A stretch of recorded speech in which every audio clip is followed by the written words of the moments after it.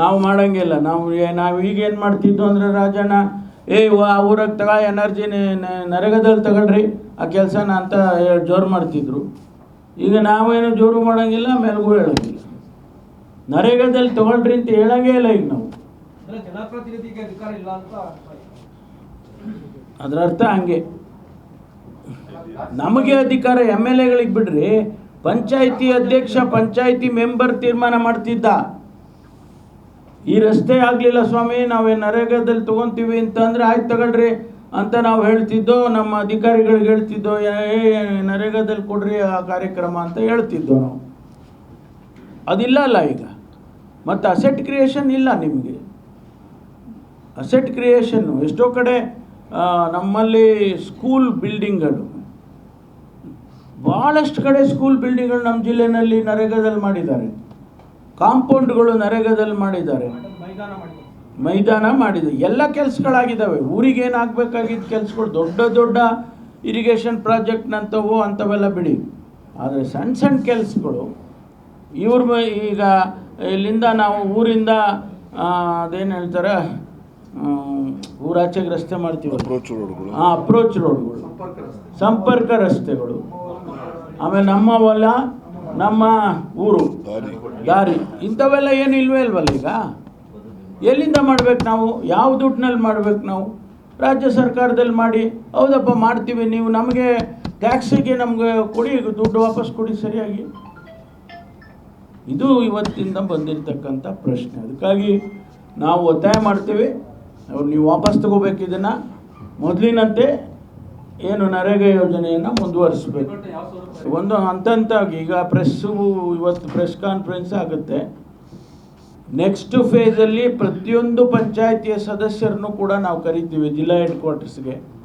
ಅವರಿಗೆ ಮಾಹಿತಿ ಕೊಡ್ತೀವಿ, ಅವರಿಗೆ ಹೇಳ್ತೀವಿ, ನೋಡ್ರಪ್ಪ ಹಿಂಗೆಲ್ಲ ಆಗಿದೆ, ನಿಮ್ಮ ಹಕ್ಕನ್ನು ಈಗ ಕೇಂದ್ರ ಸರ್ಕಾರ ಮೊಟಕುಗೊಳಿಸಿದೆ ಅಂಥೇಳಿ ಅವರಿಗೆ ಹೇಳ್ತೀವಿ.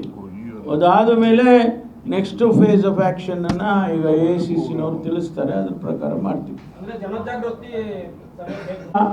ಅದು ಕೂಡ ನಮಗೆ ಉಪಯೋಗ ಆಗೋದಿಲ್ಲ. ಪಂಚಾಯಿತಿಗಳಿಗೆ, ಒಂದೊಂದು ಪಂಚಾಯಿತಿಗೆ ಅವರಿಗೆ ಲಿಮಿಟ್ ಇರಲಿಲ್ಲ.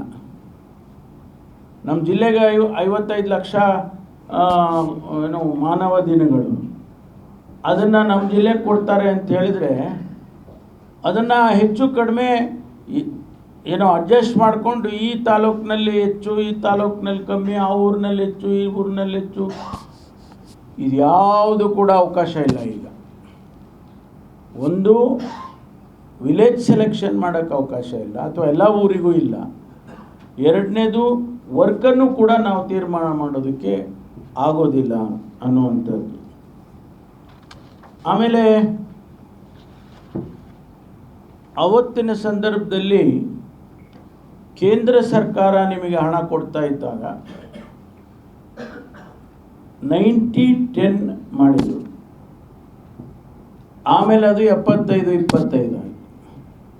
ಕೇಂದ್ರ ಸರ್ಕಾರ ಹೆಚ್ಚಿನ ಹೊರೆಯನ್ನು ಹೊತ್ಕೊಳ್ತಾ ಇತ್ತು. ಇವತ್ತೇನು ತೀರ್ಮಾನ ಮಾಡಿದ್ದಾರೆ, 60 ಭಾಗ ಅವ್ರದ್ದು, 40 ಭಾಗ ರಾಜ್ಯದ್ದು. ಈಗಾಗಲೇ ರಾಜ್ಯ ಸರ್ಕಾರಗಳು ಅನೇಕ ಕಾರಣದಿಂದ ಈ ಡೆವಲ್ಯೂಷನ್ ಆಫ್ ಫೈನಾನ್ಸ್ ಏನಿದೆಯಲ್ಲ, ಫಂಡ್ಸು, ನಾವು ಕಟ್ಟಂಥ ಟ್ಯಾಕ್ಸ್ಗಳಿಗೆ ಅದಕ್ಕೆ ಅನುಗುಣವಾಗಿ ನಾವೇನು GST ತೊಗೊಂಡು ಲೆಕ್ಕ ಹಾಕಿ ನಾವು ಕಟ್ತಾ ಇದ್ದಿದ್ದು, ಅದಕ್ಕೆ ಅನುಗುಣವಾಗಿ ನಮಗೆ ಹಣ ಕೊಡಬೇಕಾಗಿತ್ತು.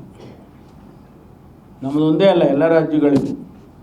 ಅದನ್ನು ಕೊಡಲಿಲ್ಲ ಅಂತ ಹೇಳಿ ನಾವು ಕೂಡ ಪ್ರತಿಭಟನೆ ಮಾಡಿದೋ, ಡೆಲ್ಲಿಗೆ ಹೋಗಿ ಪ್ರತಿಭಟನೆ ಮಾಡಿದೋ, ಆಗಲೂ ನಮ್ಗೆ ಕೊಡಲಿಲ್ಲ.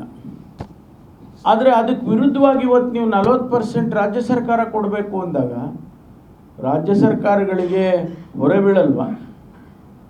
ಈಗಾಗಲೇ ಅದು ಯಾವುದೇ ರಾಜ್ಯ ಇರ್ಬೋದು, ಇನ್ಕ್ಲೂಡಿಂಗ್ ಭಾರತೀಯ ಜನತಾ ಪಾರ್ಟಿಯ ಆಡಳಿತದಲ್ಲಿರ್ತಕ್ಕಂಥ ರಾಜ್ಯಗಳಿಗೂ ಕೂಡ ಹೊರೆ ಬಿದ್ದೇ ಬೀಳುತ್ತೆ. ಸೊ ನಿಮ್ಮ ಫೆಡ್ರಲಿಸಮ್ ಏನು? What is your principles of federalism ಅಂತ ಹೇಳಿ ನಾವು ಅವ್ರನ್ನ ಕೇಳಬೇಕಾಗ್ತದೆ.